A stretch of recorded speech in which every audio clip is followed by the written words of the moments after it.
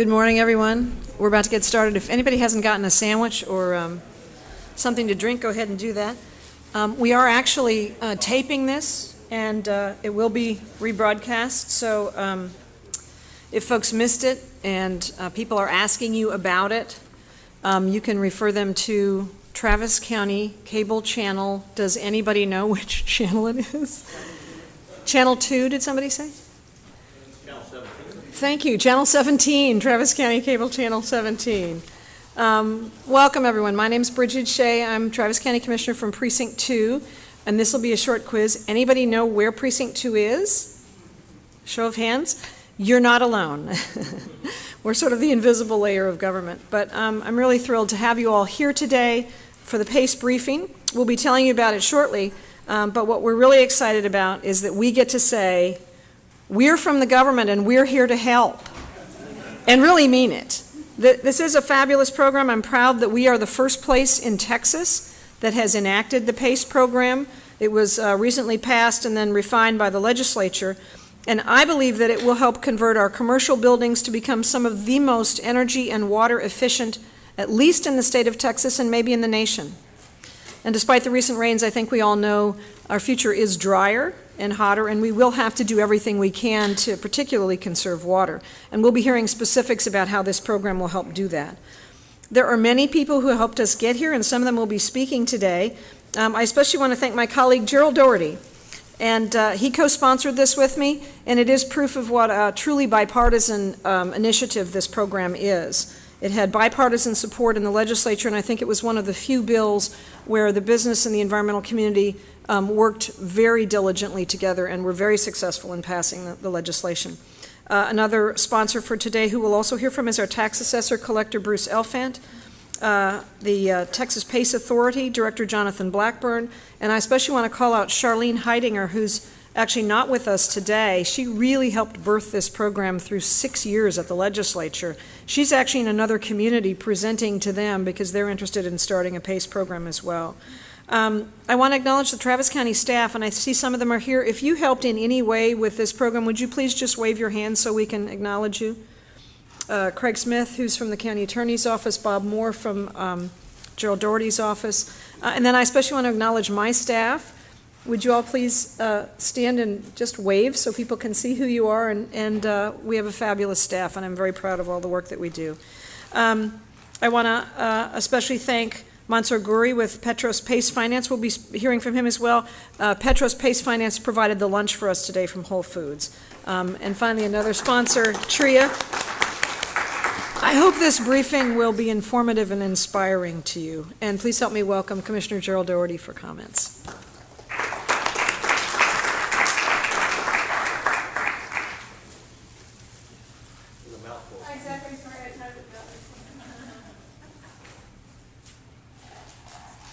I'll be there in a moment. We did try and get Jack Allen's, by the way, but they don't do cable.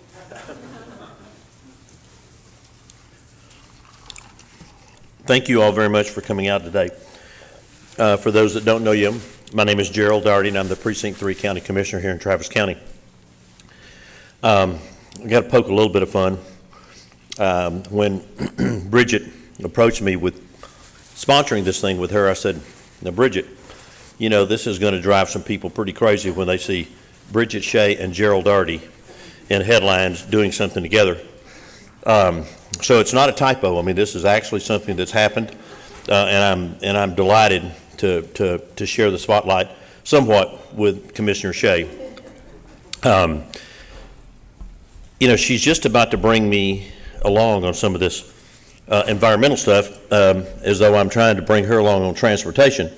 I'm not real sure that that's going to be the, you know, an amicable, you know, situation, you know, at the end of the day. But this, you do like some roads.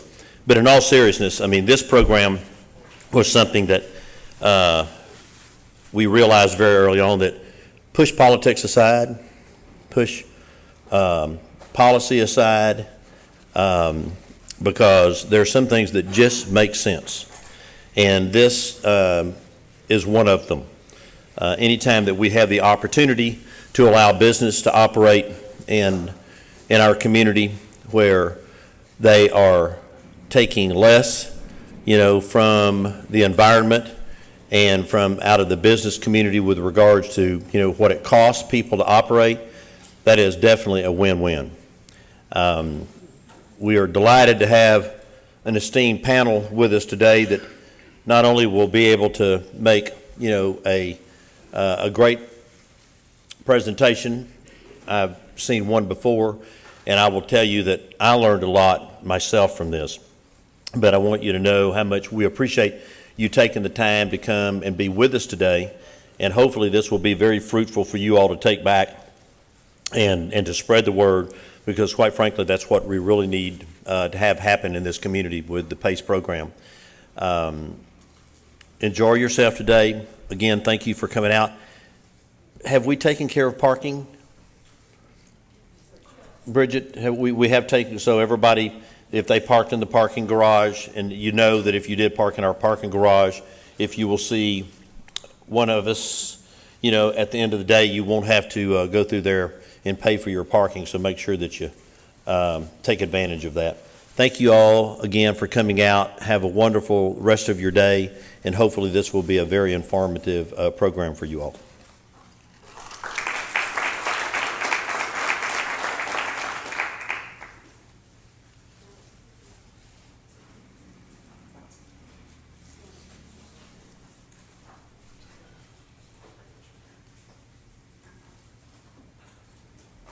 All right, guys, we'll go ahead and get started with the PACE portion of this program. I am Jonathan Blackburn with the Texas PACE Authority.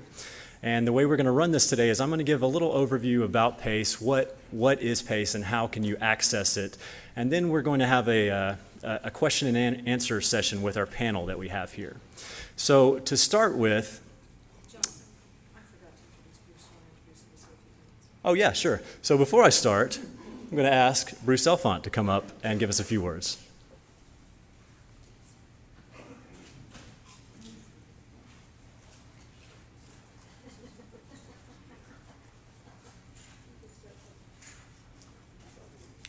Good afternoon. Thank you all so much for being here. I am Bruce Elfant, Travis County's tax assessor collector, and I got involved in this issue before I became tax assessor. I had followed the legislation going through at the Capitol 3 sessions ago now, and so when I took office, the first thing I did was go to Craig Smith and say we want to implement PACE here in Travis County.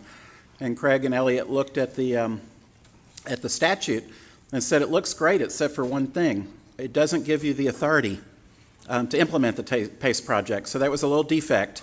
And so we went back to the legislature with Charlene's leadership last session to get that fixed. We got the authority fixed, but as importantly, water was added to the PACE program. And so now it's energy and water resources. And although it doesn't feel like it today, we know how scarce water has been and will be in our community. So I'm really pleased that we're able to add water.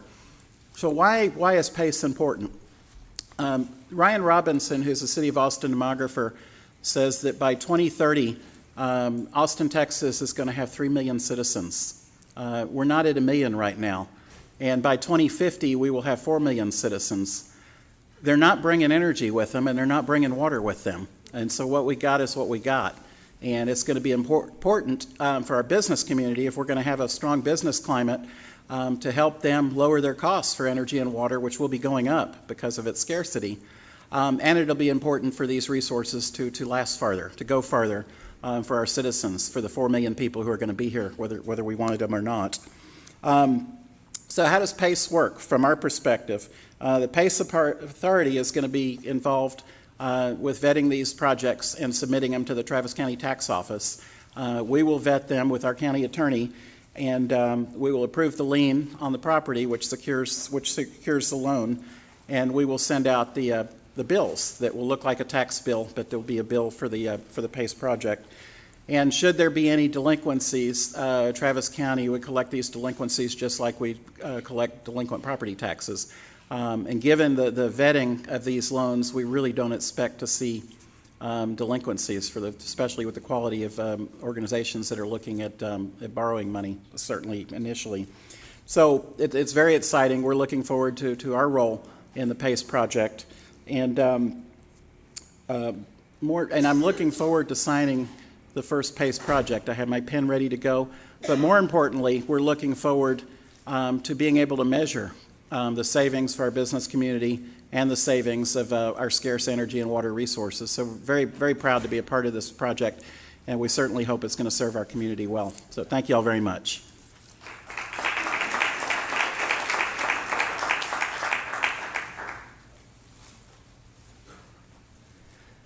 All right, so what is PACE and how can you access it? So I hope that we have a lot of commercial property owners and developers in the room, because what PACE is, it's a mechanism that will allow you to upgrade your commercial property to do a project that's going to decrease your utility costs and at the same time increase your bottom line.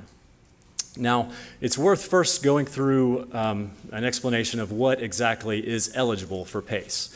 So in Texas, we're talking about commercial properties, and these are projects that have an energy or water efficiency component. So that could be things like an HVAC system, a lighting system, insulation, roofing, solar, gray water reuse, rainwater collection. Pretty much any project that you can think of that has an energy or water efficiency component that is permanently attached to the building is possibly eligible for PACE financing.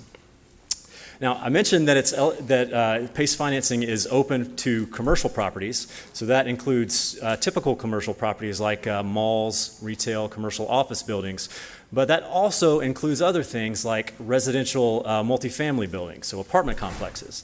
It also includes industrial properties and agricultural properties. And it also is extended to nonprofits. So to things like private schools or private hospitals, those institutions can also access PACE financing. So the way PACE financing works is in Texas, it is completely private money. So there's no government money involved. You would decide on one of these projects that you want to do. You would find someone that's going to loan you the money, and just like with a traditional loan, you would borrow the money and pay it back over a period of time.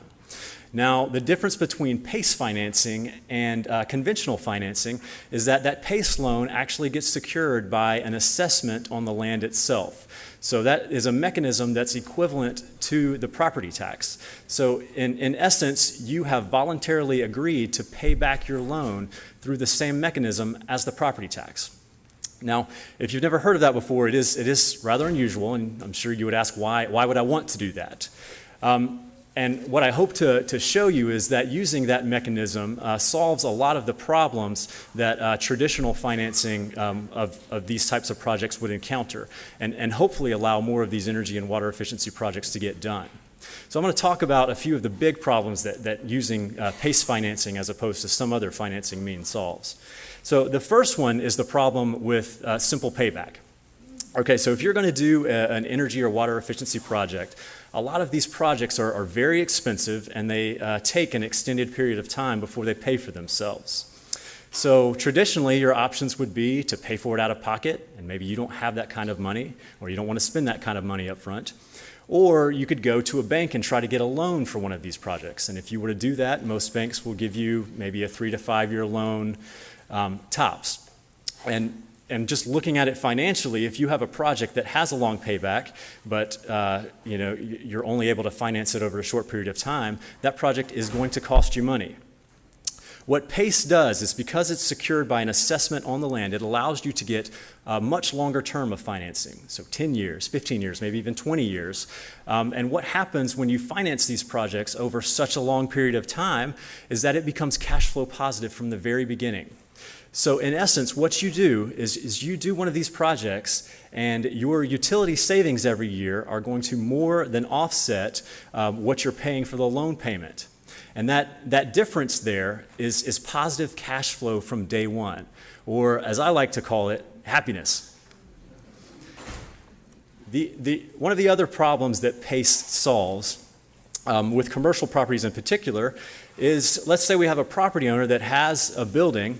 He wants to upgrade it, but he doesn't know how long he's going to hold on to that building. He might have the intention to sell it within, a couple of years, but the project is going to take much longer to pay for itself.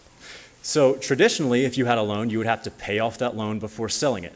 But with PACE, because it's an assessment on the land, that property owner can sell the property and the assessment payment transfers to the new owner. So the new owner gets a building which is improved and has these upgrades already built in, but the new owner also picks up the assessment payment. So what PACE will allow you to do is to make a long-term decision on a capital improvement without having to worry about over-investing in that project. The last one I want to talk about is Commissioner Shea's favorite. She mentions this all the time, is the split incentive issue. So if you're a commercial property owner and you're leasing out your building, you have very little incentive to upgrade your building to make it more energy or water efficient, because if you were to do that, you pay for those upgrades, but your tenant is the one paying the utility bill. So the tenant is the one that would get the financial benefit. What PACE does is, because it's an assessment, it allows you, through the triple net lease mechanism, to pass the assessment cost through to the tenant. So from the tenant's perspective, the tenant is getting lower utility bills, but they are also paying the assessment. And from the property owner's perspective, you're getting a nicer building and it's not costing you anything.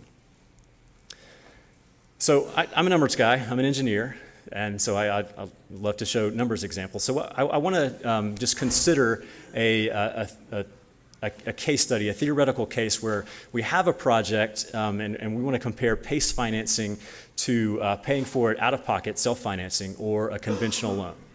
So in this example, some of it at the bottom's cut off, but I'll just talk through it. The example is that, let's say we have a $200,000 energy and water efficiency retrofit project that we want to do. And that project's going to save you $33,000 a year in utility cost. Now, if you were just to pay for that out of pocket, the payback on that is over 6 years. You're probably not going to do that project. It takes too long to pay for itself.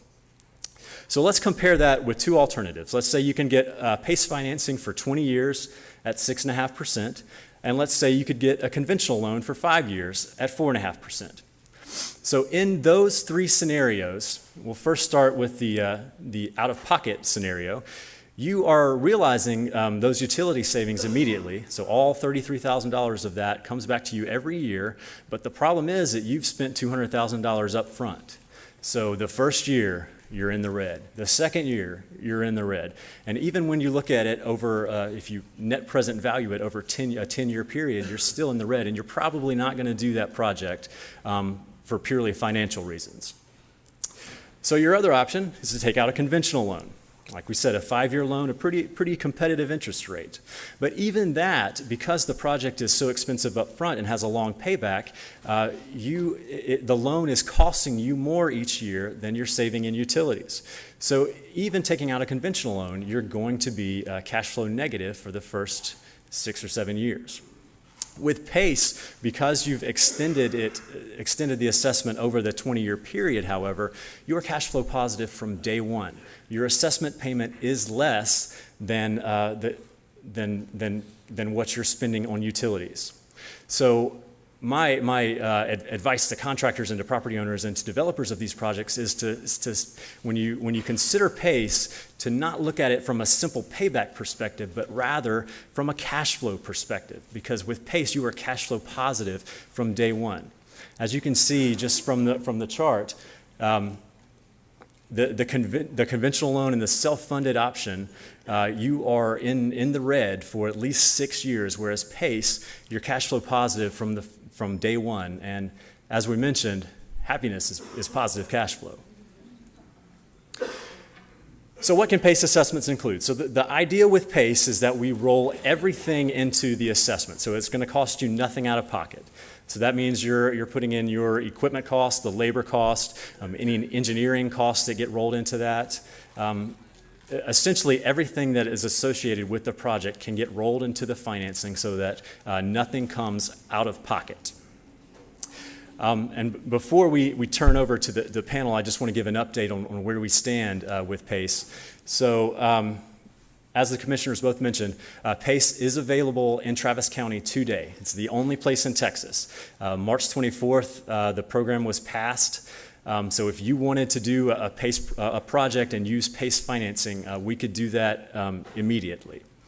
My organization, the Texas PACE Authority, is who Travis County has chosen to administer the program on their behalf.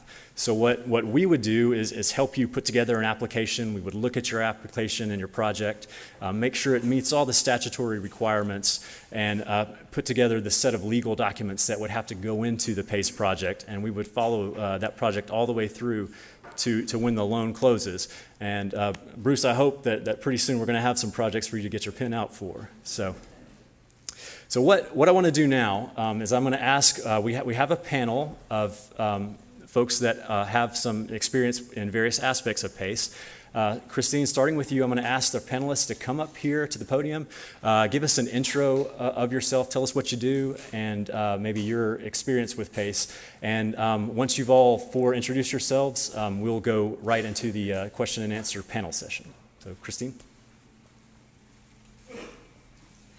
Hello, my name is Christine Kennedy. I joined the Simon family just under 2 years ago, specifically to work with the PACE projects. Before that, kind of interesting, I worked with Green Zone Home here in Austin for almost 5 years before that, doing other assessments and evaluations on the residential multifamily, and then got over onto the commercial side. So kind of an eclectic background on the energy side, and then specifically with PACE. So Simon, it's people think, Simon, you've got money, why would you need this type of financing venue? But it's interesting with PACE is that you can allow that debt for that energy measure to actually follow the property. So you're not clouding title if you wanted to go and sell your property. You're allowing the improvements to self-liquidate. So it's been an interesting process to get the folks at Simon to understand this very different financing vehicle and how it could be beneficial. But we're finally over that hurdle. We've got projects going in California now, roughly about 5.5 million in projects right now, and we've teed up $23 million in various projects in California. We've identified $6 million right now to get started in Texas, with 4.5 million of that here in Travis County. So we hopefully will be getting that over to the county in the next couple of weeks for approval so that we can start on the next phase of launching the projects. So I'm excited to talk to you all about Simon and our perspective of why it works even for the big malls that aren't necessarily concerned with so much about just the dollars and cents of that particular project, but as a whole, and how that works in the company portfolio. So, Christine Kennedy, thank you.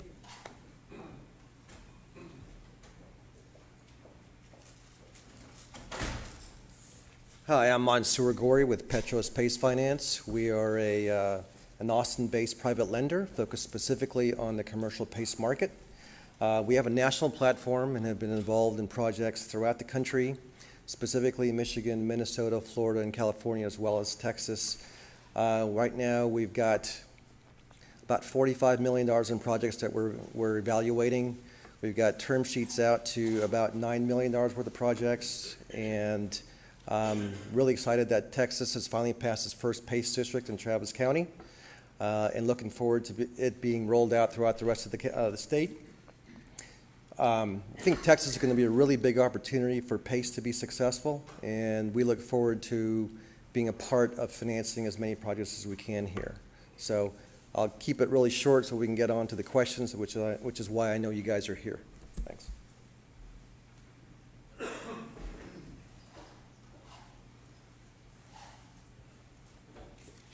Hi, I'm Denise Keene, Director of Energy Efficiency Services at Austin Energy, and we have been working with the various PACE effort for a long time because we see this as a huge opportunity to take us to that next level of a performance. I think a lot of you realize that Austin Energy has provided programs for decades, and as such, a lot of what we would call the low-hanging fruit, the easy to obtain demand reduction savings have already been gleaned. So we're really looking at what's that next level?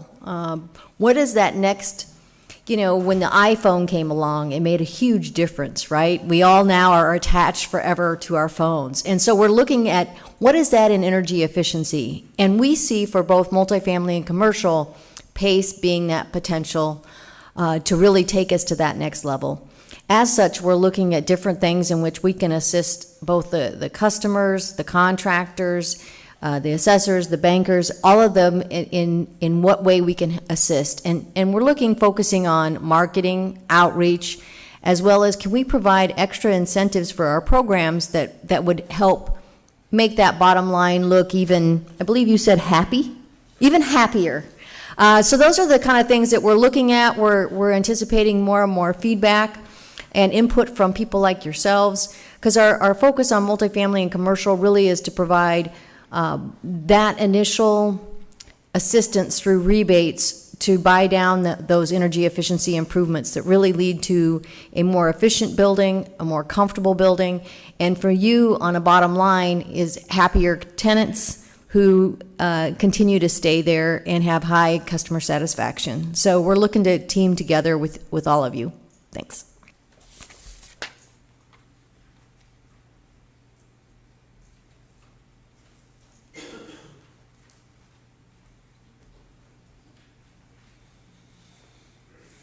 Well, hello. My name is Stephen Minnick, and I'm with the Texas Association of Business Vice President for Government Affairs.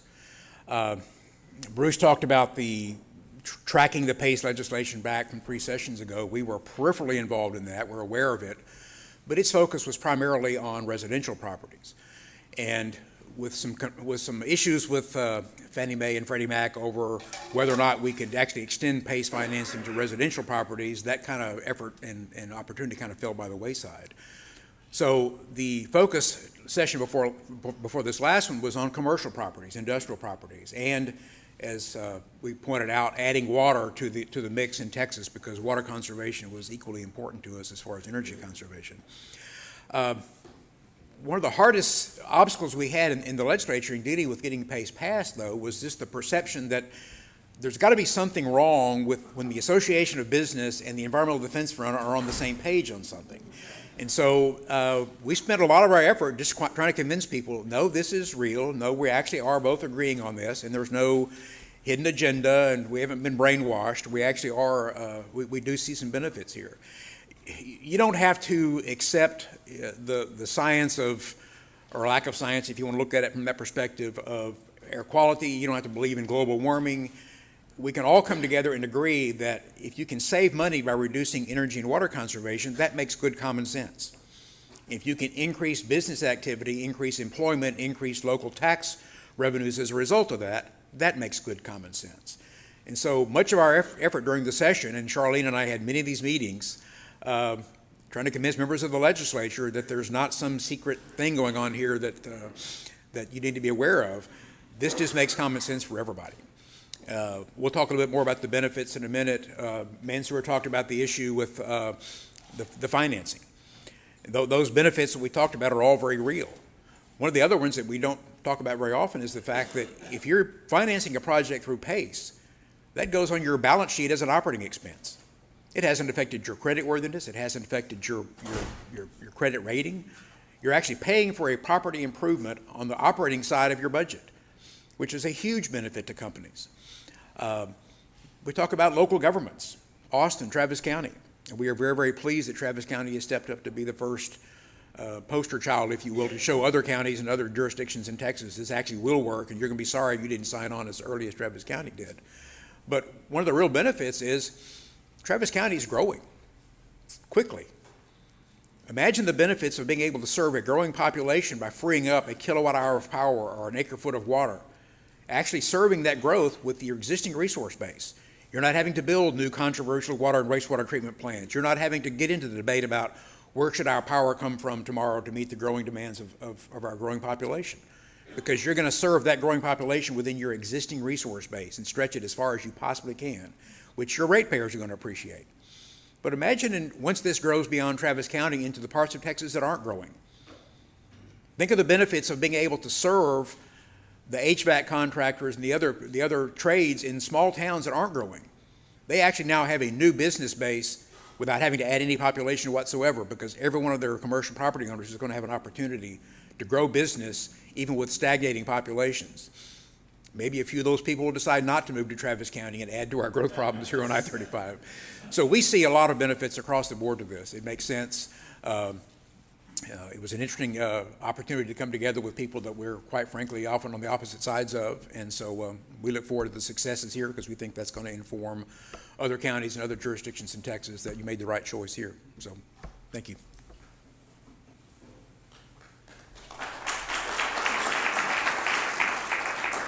All right, thank you to all our panelists. So what I'm going to do now is I'm going to begin the question and answer portion of the program. So I have a few questions teed up that, that I'm going to ask our panelists, but probably the more interesting questions will come from the audience, from you guys. So what we're going to do, I'm going to ask a few questions, but then after a few minutes, we're going to have a microphone set up in the back that if you have a question you'd like to ask of one of our panelists, I would ask that you go to the back and line up at the microphone so that we can all hear you.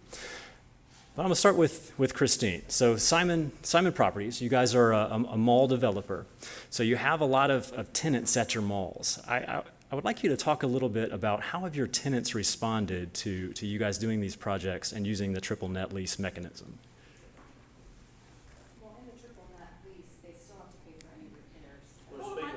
Okay, is the mic's on? How's that? There we go, yeah.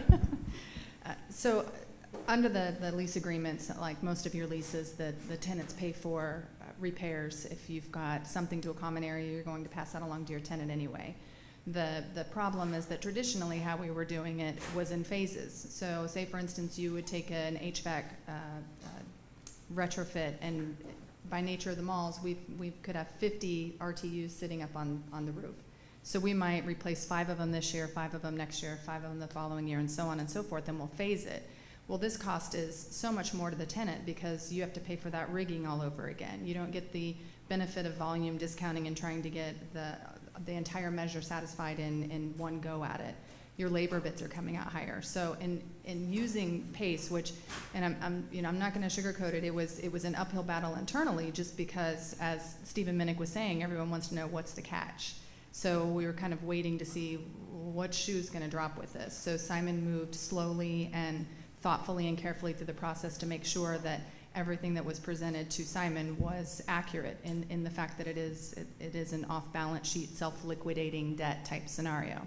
So at any rate, to answer the kind of getting off on a tangent, but the tenants benefit more because they have the benefit of the entire project being done in one phase. So the cost of that, which basically would cascade down to them anyway, is at a much lower cost to them than what they would have to absorb had they been a part of the phased.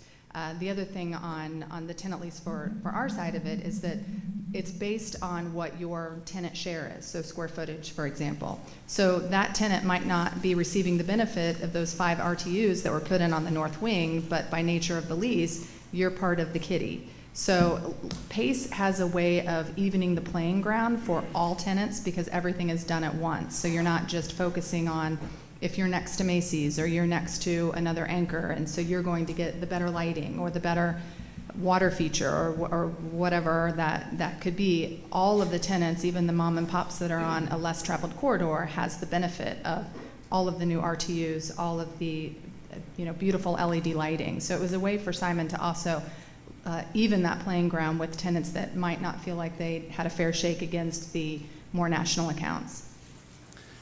Thank you. So my next question is to Mansour. So Mansour, I have a lot of people ask me just how much financing is available for these PACE projects. And I gave this scenario earlier that you could only get probably a bank loan for maybe 3 to 5 years, whereas PACE would be available for 20 years. And people ask me, really, are people really going to lend over that long a period of time on these projects? Maybe you could give your perspective on from the lender side of things. What are you guys willing to lend on? Sure. In our opinion, there's unlimited amount of capital that's available for PACE projects.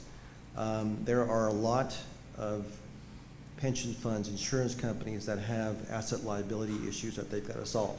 So for instance, if an insurance company has a life insurance policy outstanding for 30 years, they have to have an asset on the other side that will offset that.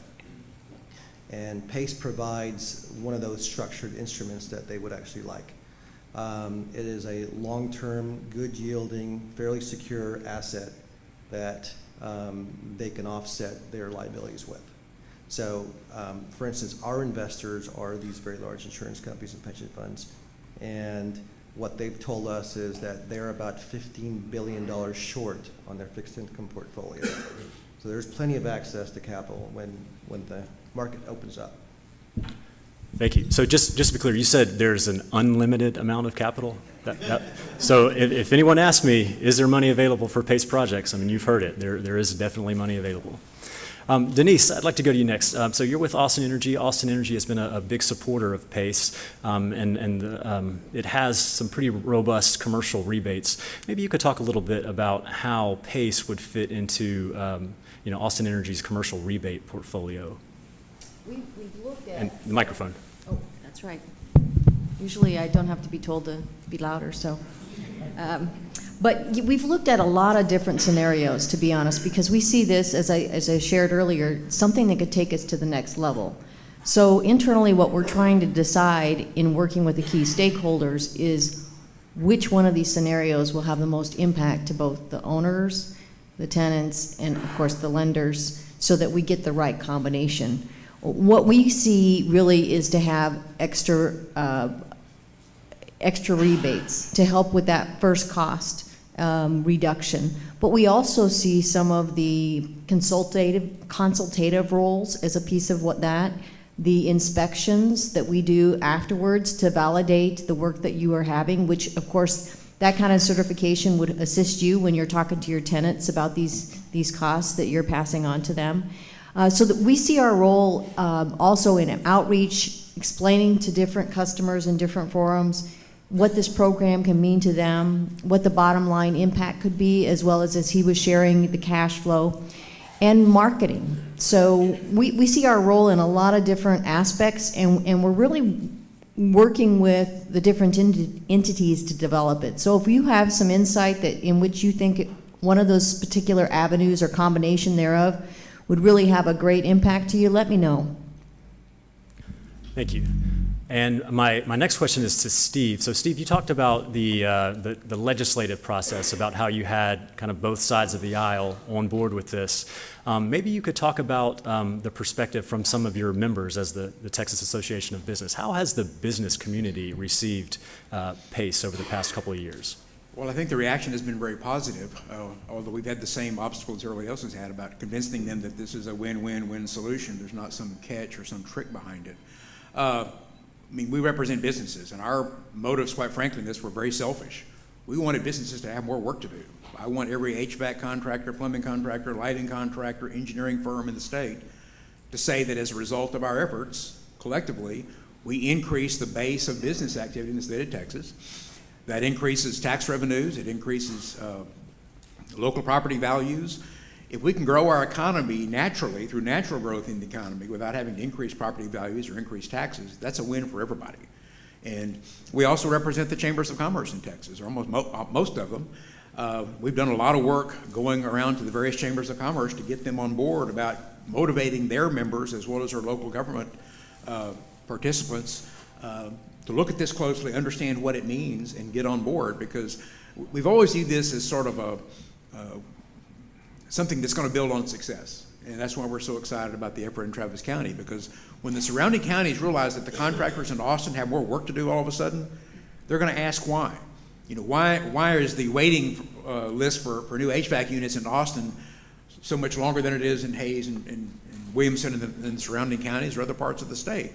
It's because you've made the effort to make that business activity more attractive and put those people to work.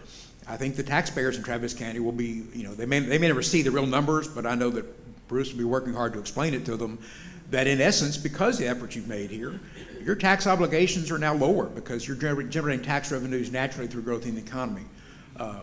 So again, we're waiting for this whole thing to grow on itself and build on itself, and I think that's going to be the selling point to my members and all the businesses that aren't my members, which is, hey, we did a really smart thing here, and as a result of it, you're all going to benefit. And that's the message we're trying to deliver to them as often as we can. Thank you. So I'm going to ask two more questions before opening it up to the audience. So if you have a question and you want to go ahead and kind of queue up in the back, that would be fine to do that. Christine, you mentioned that internally it was a challenge to get Simon executives on board with using this new type of financing because they all wanted to know what's the catch. I'm finding that same challenge here in Travis County with working through the nuances of how exactly it works with property owners.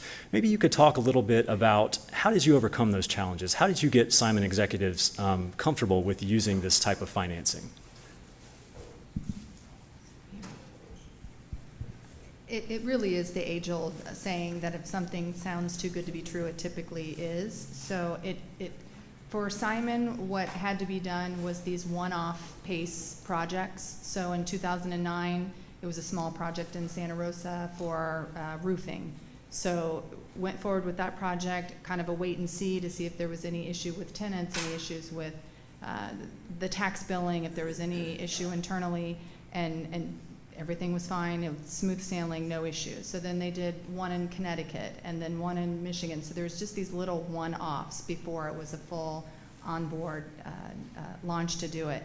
So I would say the most important thing for Simon was the proof had to be in the pudding, and that they wanted to make sure that there wasn't any kind of egregious thing that could happen or be like a really bad press release for Simon being a REIT. And so it was cautiously and methodically walking through it and making sure that all I's were dotted and T's are crossed and everyone understands. The most important part of PACE is transparency. Transparency with your PACE partners, transparency with your PACE financer, with the county that you're operating in. Everybody just needs to be on the same page with the project. And what's great about PACE is that unlike other development projects that happens with any company, with PACE, you have so many sets of eyes that are looking at it to validate what's being said. You can have a contractor come to you and say, that's going to pay for itself in 4 years, and sign here. And you're not going to spend a lot of money on additional engineering reports and do more due diligence if it's a 50,000 square foot facility or a smaller project. You're not going to have the funding to really look at it through the lens that PACE provides. So with this, it's a great opportunity for you to say, you've got Jonathan, who's an engineer, you've got a system of checks and balances through the county. This project that you're going to put together, an ASHRAE Level 2 audit with an engineering study, and you're going to give it to a panel of people to evaluate. And these people don't have a dog in the fight. They're not selling you your HVAC unit. They're not selling you a water fixture. Their job is to comb through and vet it. And you're not going to have that necessarily with other projects. So this is an opportunity not only to do the off-balance sheet self-financing, liquidating debt, but you have an opportunity for other people outside of your business to review what's being sold to you and verify it. So it's for Simon, it was just slow and steady and making sure that we had the model perfected, and now it's time to roll it out. We just recently were approved $250 million that we're planning to spend in the next 24 months, and another $250 million within 3 years from that. And we see Texas as a great playground to do it. With the low tariff, we can't get a lot of ROI projects to pencil here absent PACE. So this provides an opportunity for us to come in here and really put Texans to work. We're excited. Yeah, thank you. Now, I just want to point out, Christine has some case studies of projects in case you would like to thumb through them. So maybe afterwards, if you wanted to look through some of those projects, she's got some up here. The one catch is that all of that can't leave the room. It's got to come back. Okay, so my next question, Mansour, you're going to get the tough one, the lender consent question. So one of the things with PACE is because it's a senior lien on the property, that means it trumps any existing mortgages. The law requires that any existing mortgage holders on a property have to consent to that senior lien. I get that question all the time. Why would a mortgage holder ever consent to that? And I always give a response that, yeah, they will, but maybe it will carry more weight coming from someone in the financial world themselves. So Mansour, could you tell me, why would a mortgage holder consent to a senior lien? Sure. There are several reasons why they should consent to a PACE loan. The first is that PACE has a very conservative credit exposure. Typically, it's going to be less than 20% of the total market value of the property. Also, as Jonathan mentioned earlier, since utility costs are going down, operating income is going up, you can implicitly say that the value of the property is going up, so the collateral position of the mortgage lender is actually stronger after a PACE project. Another reason is that PACE loans don't accelerate. So if the owner is delinquent or defaulted on a PACE loan, we as the lender can't accelerate that loan. We have to send it over to Bruce's office, and Bruce takes over and does a normal collection process for a delinquent property tax. And so, if that doesn't get collected, then it goes to tax foreclosure. And so the other thing is that the PACE loans are not due on sale loans. So the property owner can sell the property, or the mortgage lender can sell the property if he takes it back over. And the only thing he's going to get collected is just the delinquent PACE loan. Everything else remains with the property and gets assigned automatically to the new property owner. That's a big deal. So there's also lots of precedent for consenting to PACE loans. JP Morgan, US Bank, Wells Fargo, Comerica, all those banks have consented to one or more PACE loans. So we think there's enough reasons why they should, and what we're experiencing is that, it just takes a little bit of explanation, and they do consent. Thank you. So at this point, looks like we've got some questions queued up in the back. Go ahead, step up to the mic. And hello, I'm Rhonda West with West Commercial Real Estate here in Austin. And my question was geared around the existing lender. Kristen, how much experience have you had in dealing with the existing lenders? And has that process been lengthy, or have they really understood and come forth and worked with you on it? It's a really good question. There's actually a database out there for lenders who currently consent and by state, so you can peruse it and say, did I borrow with MetLife, New York Life, whatever your lending partner is with your first or second mortgage. So there's already a list that's getting started that lenders, that all you have to do is send them the paperwork and it's a rubber stamp because they understand it. So we did, we had one that took more time to get it done. New York Life, it's just their internal process of all the people that it has to go through in order to get the approval. So the other key is working with the PACE administrators who understand that process, because as you're getting started, so say you would start your application process, as you're getting started, you provide all of that information and they provide you with the form that you go ahead and send it out to them.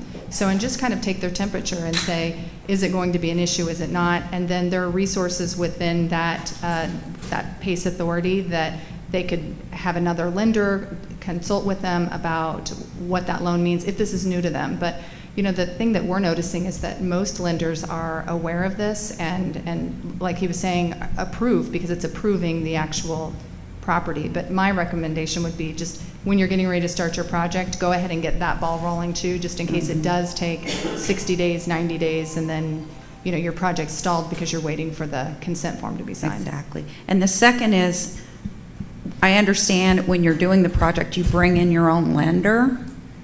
So how many lenders are really up to speed on this program in the marketplace?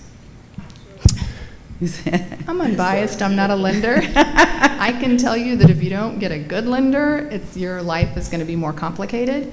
You want to find someone who's versed in PACE, and that's the key. And is that something that the county is going to work on, putting together a list of people that might be already educated and open to that type of financing? Yeah, sure. So, Mansour, he has an organization that is lined up and ready to lend. We also, if you go to our website, are compiling a list of lenders that we know do PACE and are interested in getting to this market. So there's several on there. You can bring your own lender, or you can come and ask me to help you find one, and certainly, I can help facilitate that. As the administrator, we're not playing favorites. We don't have any, preferred lenders, but finding capital will not be a problem, and I'm happy to help you do that. Wonderful. Jonathan, if I might, in response to that, a lot of our outreach going to local chambers of commerce and meeting regionally with people to explain this has been to ask local lenders to come to those meetings so we can explain it to them. I was telling Denise before the meeting started I was in Longview recently, and I was having a meeting with the president of the largest bank in East Texas. And I started off assuming he knew nothing about PACE, and I got about 2 minutes into it, and he said, "Oh, you mean PACE?" And I went, "Yeah." And he goes, "We're waiting. We're waiting on the county judge. We're waiting on the city manager. We're waiting on the local government officials to get on board." He was completely familiar with the PACE program, loved the idea of it. He looks at it as a way of generating new business from his existing customers.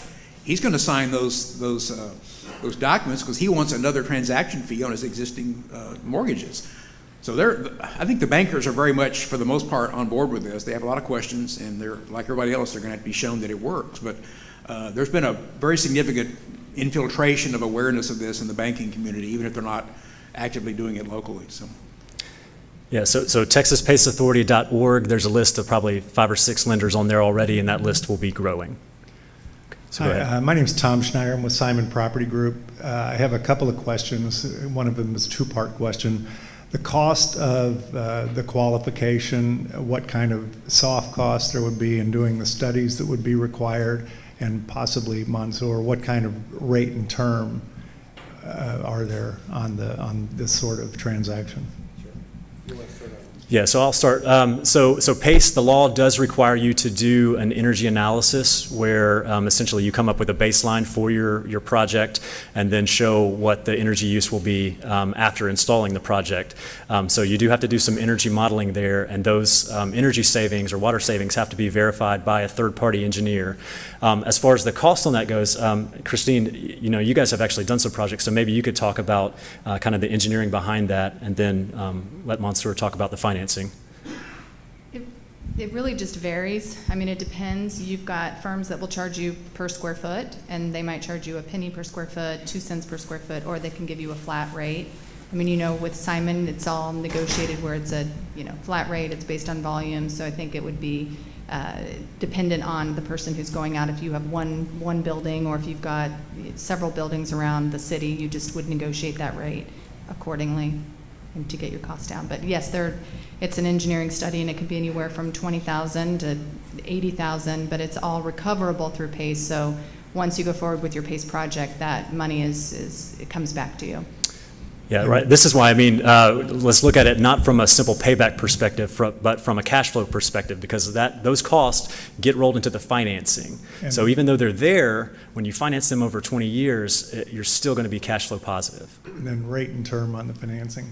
Sure, yeah, so just in terms of term, we typically like the longer term projects, so anything from 15 to 20 years, but we will look at things up to 10. And rate is typically a spread over 10-year treasuries, and it can vary depending on due diligence, project size, the type of project it is. It can go anywhere from 3.25 to 4.50 over 10-year treasury rate. So the way that it works for us is that rate floats until we close, and then it's fixed for 20 years. Second part of my question is, Jonathan, I think you mentioned this being subject to triple net type leases. I think our industry at least has moved away from that sort of billing, and we're on a fixed CAM environment. So I guess one question would be, how is this denominated on the tax bill? I mean, I assume that it's differentiated from real estate tax millage, and it is a separate line item on a tax bill, which I would guess is likely not recoverable from the tenant, at least in our industry. You want to comment on that, Mansour? Probably better for Bruce. Or, yeah, actually, probably so. Are you talking about gross lease versus triple net lease? Well, Differences, or at least in the retail business, we've moved away from, quote, net leases and billings of operating costs. It's more a fixed CAM, so it's more like a gross lease than a net lease. How do capital expenditures get processed? I'm sorry? How do capital expenditures get processed in those leases? Capital expenditures are not recoverable from the tenants typically. Okay. So real estate taxes they're separate from operating cost, but typically operating cost is subject to a fixed rate that has been negotiated with each tenant. Does So that, I was just kind of curious, and part of that is the savings obviously accrues to the benefit of the property, and the utility savings accrues to the benefit of the property, but the billings probably would not follow that directly. So I was just kind of curious how it's denominated on a tax bill. Great.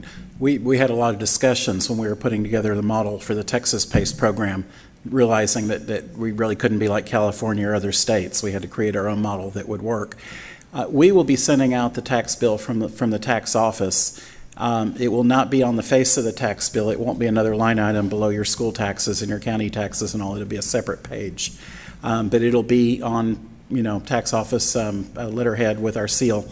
And the lenders expressed interest that they wanted to see the bill come from the tax office to give it more credibility. And we're happy to do that. Now, the payments will actually go to the lender, between the borrower and the lender, and we'll only become involved if there's a delinquency. But we will be sending out the bills. It will be a tax bill, and it will have all the enforcement of one.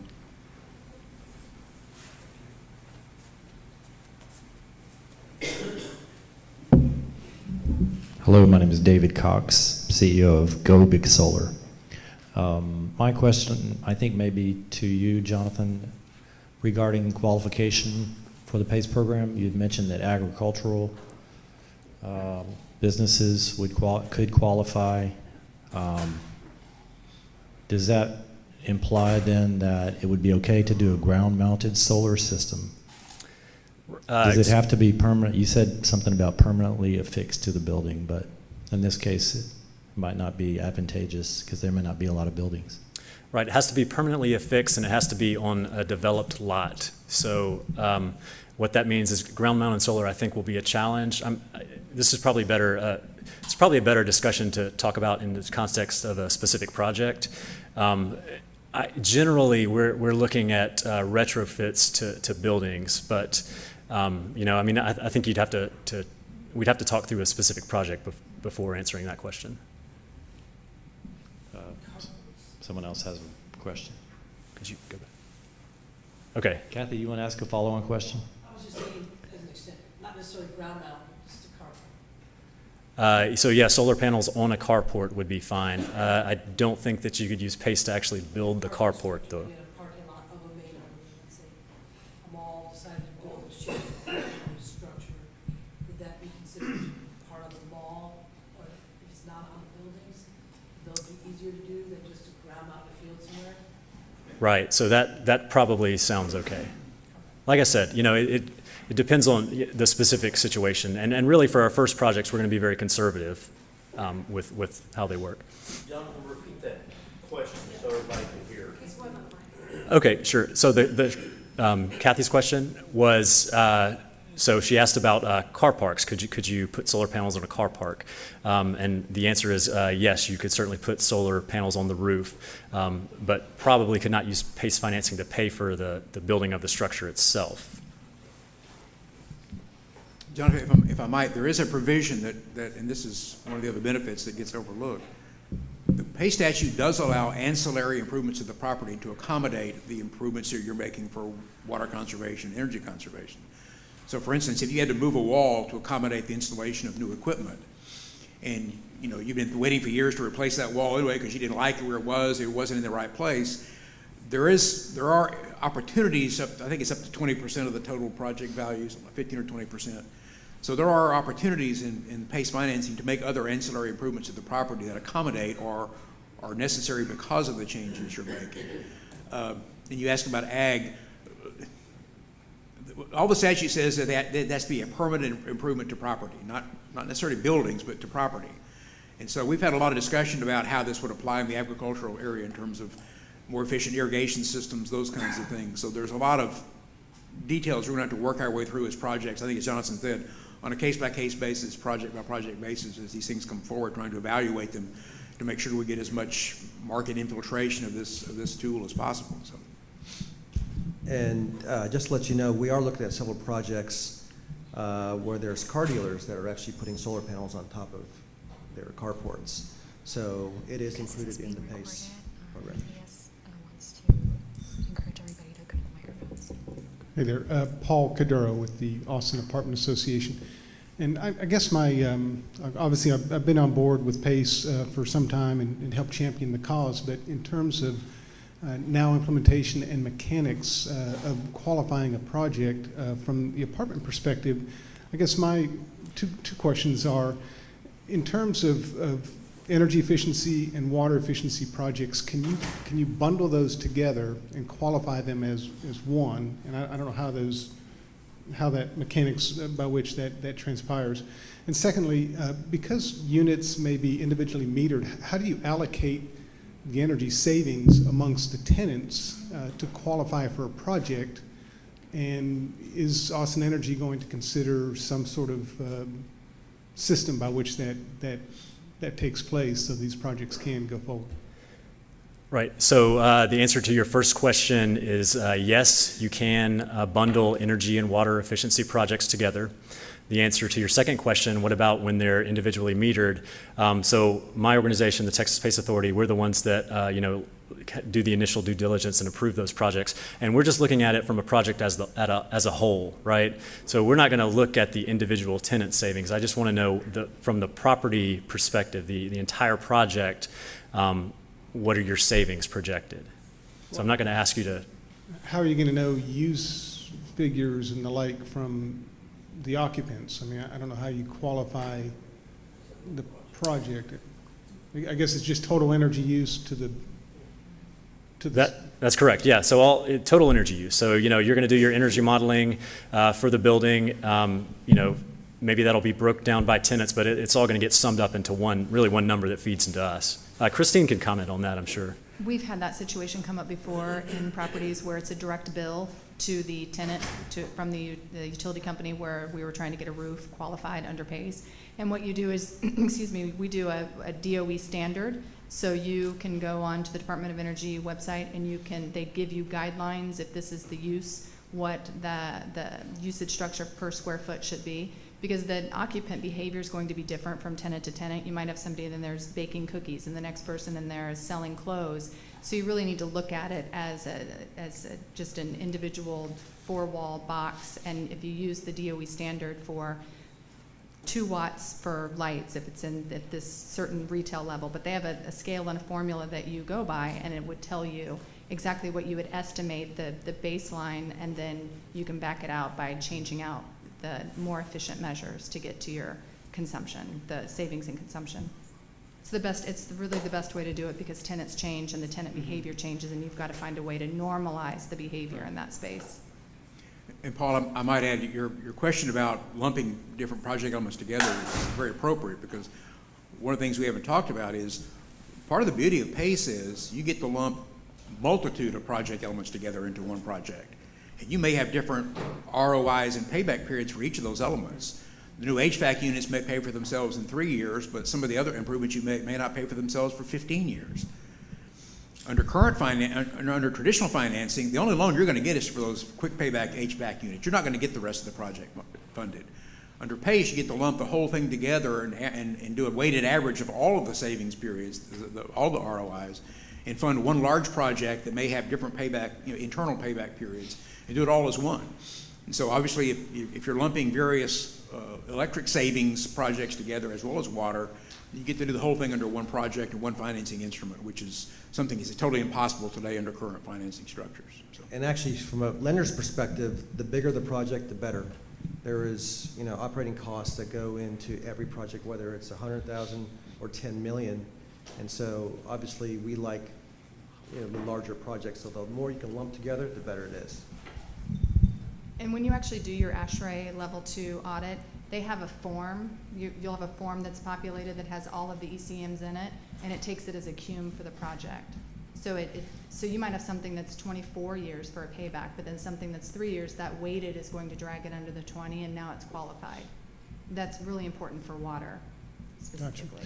Gotcha. And just one quick follow-up question, because again, in terms of let's say a solar system on top of an apartment structure, how is that credited to the tenants? I mean, how do you I guess in just terms of lease agreements, I mean, how do they measure? How do the tenants realize those savings on their energy bills.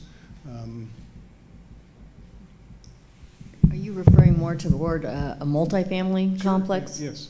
Yeah, so right now, it is an aggregate, and then it would have to be dispersed based on, similar to what she said, on kind of an aggregated, divided element.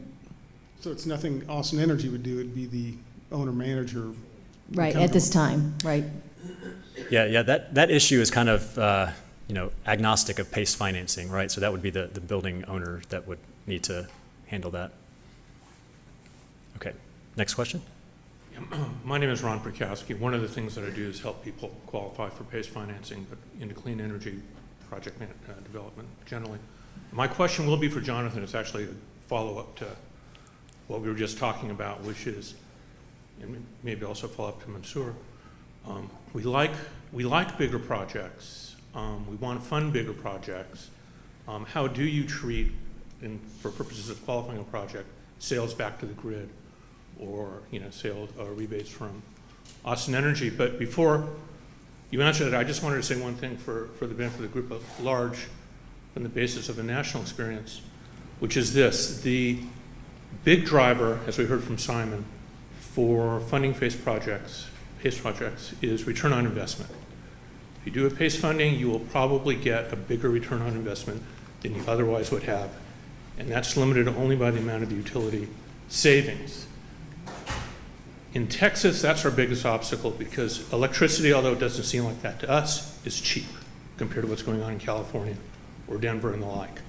The huge advantage that we have in Texas, particularly here in Travis County, is Jonathan, the commissioners, the political alignment. If you go out and you do PACE in other jurisdictions, I'm sure will back me up on this, you run into these enormous political problems with the authority, with qualifying the project, with doing anything else. We are extremely fortunate to have those problems not exist here, which is one of the reasons why so many PACE lenders are focused on this area. So I think you should all congratulate yourselves for having elected such good officials, having brought them all in, and you really shouldn't worry about all this other stuff. Those problems are all very solvable, and solvable by this group working as a team.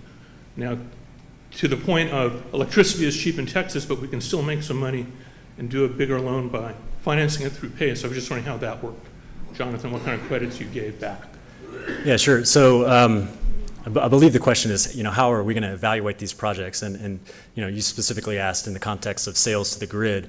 Really, the main metric that I'm looking at is what's called the savings to investment ratio, meaning that over the life of the assessment, so whether that's 10, 15, 20 years, I'm going to look at the entire savings in dollars over the life of the assessment compared to how much that project cost.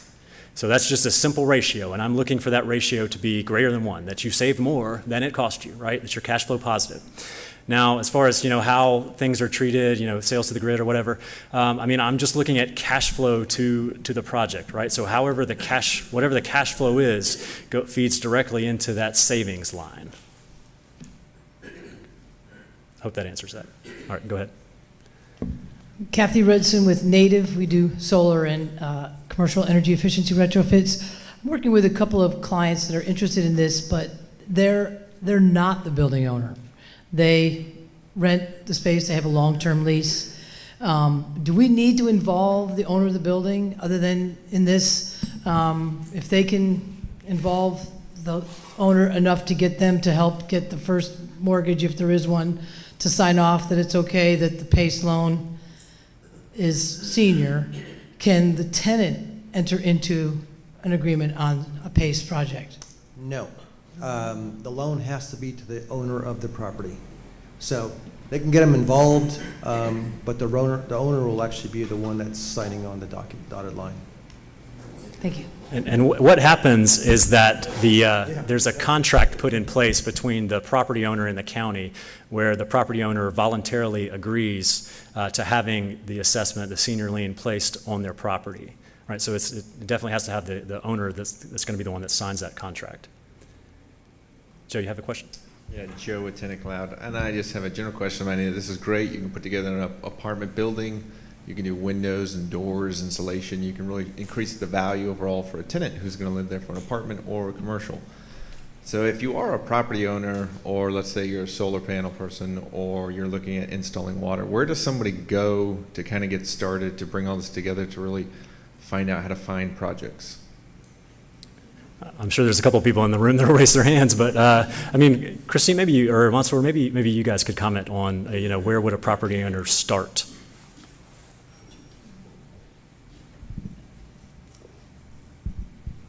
I would imagine in your area you probably have a lot of PACE developers. I know I met one here today. Raise your hand. But there are actually people that specialize in trying to coordinate these projects, especially if it's a multiple measure project. If you're just looking to do one measure, like you want to retrofit your lighting, 9 times out of 10, your contractor is already aware of it. You could probably reach out to Austin Energy, and you probably have a approved contractor or a Allegiant partner type situation. But usually the first place that you would look is either with your Chamber of Commerce or with your utility company, and just see who are the contractors who are currently participating to install these measures.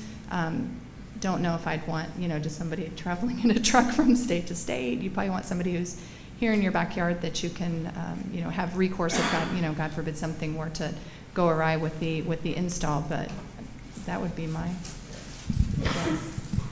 So another great resource is Jonathan. Go to the website, call him directly. He's got everything there. So I would start there as your first plan of attack. Also, as you get market infiltration of this, you're going to have contractors coming to you. If you own a commercial property, they'll be knocking on your door saying, have you done an assessment yet? Have you looked at retrofitting this building? Because it's something I can do, and I can do it better than anybody else. And you're going to have people coming to you wanting to know if you've done this yet or not. If you haven't, they're going to be asking you to sign up, and they're going to have their own information to show you how this works for you and how they can help you. So we talked to a lot of contractors, and they're just waiting for, again, it's a kind of a quantum issue. Once there's enough business out there and enough awareness of it, the people who do this will be coming to you and asking you. So. Yeah, for these first few projects especially, I will hold your hand, walk you through, help you out as much as is needed from beginning to end. So definitely ask me. We've got a couple of developers in the room that kind of specialize in putting these projects together. We're getting close to wrapping it up, so I just want to finish by saying, we're up and running here in Travis County. I hope to have a couple of big marquee announcements within the next couple months, some projects for Bruce to sign on. And beyond that, we're also looking to expand to other parts of the state. As Brigid mentioned, Charlene is down on the coast today, and a couple of other big metro areas that we're looking at bringing on and starting a PACE program. I'm happy if any of you are involved in groups and want someone to speak about PACE. I'm happy to do so. I'm sure the panelists that are located in town will be happy to do so as well. So having said that, I want to thank Commissioner Shea and Commissioner Daugherty for having us today, for being such great supporters of PACE.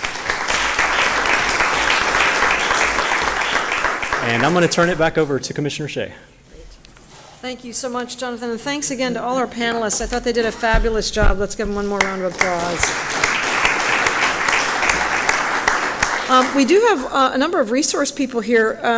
Why don't you just say a quick word? There are folks here in the room who provide some of these services, and if you are one of them, raise your hand or identify yourself with the microphone, and then I'll have a closing word. Thank you. My name is Susan Wise, and I'm with K2 Clean Energy Capital, based here in Austin. K2 actually started a couple years ago out in California. They actually did the largest PACE deal in the country last year. So we have a lot of experience, and we're anxious to help anybody. Any project development that you have, just please let me know, and I've got cards. Thank you. Are there any other resource folks like that would just want to say a quick identifying word? Please do. Hi, my name is David Emmerich. I'm with a company called PACE Equity. We do basically turnkey lending for PACE projects. So start to finish, we'll help you with everything you need, from identifying resources for the whole project, for all the analysis, all the way through to closing. So I have cards as well.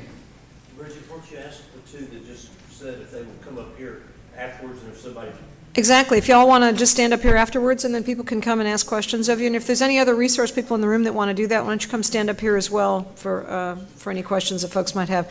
Thank you all again. I hope this has been useful and inspiring. If you didn't get a ticket, a beige-colored ticket to get out of the parking garage, do that on the way out.